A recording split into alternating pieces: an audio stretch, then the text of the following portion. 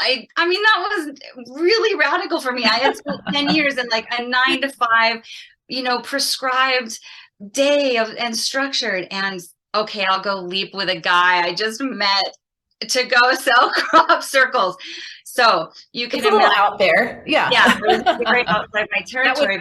that would concern your parents, right? Yeah, but they're not in the, this was a solo ride for sure. But that was really the beginning. And what I would say to that is that I had no idea what was going on. I was simply listening and allowing for the new. And in doing so, I don't even know what was turned on at that point. You teach about crop circles, and you hold classes where people can come and just learn all of the info, behind crop circles, but there's also like that experiential component that you're talking about with sacred geometry. So what are some of the, I guess, like experiences or aspects of your class that have been, most transformative? Like what happens in those classes? Mm-hmm. Well, I know you can speak to that directly because I did the presentation for you to kind of prep and say, hey, is this making, how does this look? And you had a really powerful experience sitting and watching the presentation. Every single aspect that you can see, like the boundary, which is the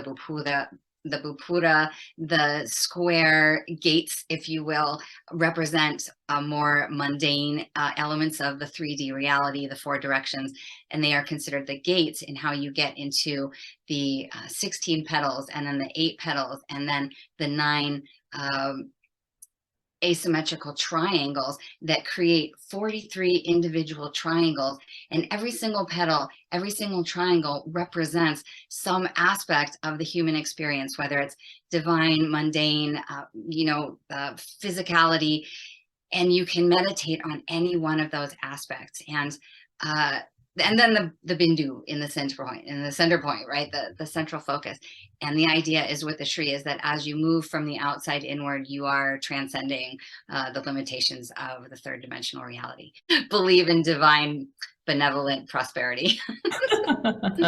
Well, and I think we've both experienced the truth of that, right? It's like you do get what you believe in, and the divine benevolent aspect, of the universe, the abundant aspect of the universe is absolutely there for us to experience. It's just a matter of shifting our energy, shifting the geometry in our field so we can align with that. And I love that you mentioned Lakshmi and the goddess of abundance. I got chills as you were talking about that. And it makes me now think about how when I put the Sri Yantra on my vision boards as I was doing my visioning work coming into 2022 last year, how almost, I think pretty much everything on that board that had the Sri Yantra manifested.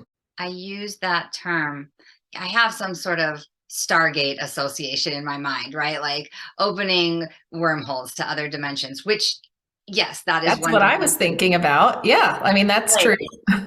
That's true. And I think we externalize that phrase, we externalize that interpretation to mean like, oh, I'm traveling the cosmos. But really, I think it's wormholes into our own self, into our, like, perhaps other timelines that we're living, other parallel realities. Like, you start to navigate worlds that we are not familiar with. And you could look at wormholes as neural pathways, right? And the different ways to access your brain and tap into the pineal or the higher capacities that we have.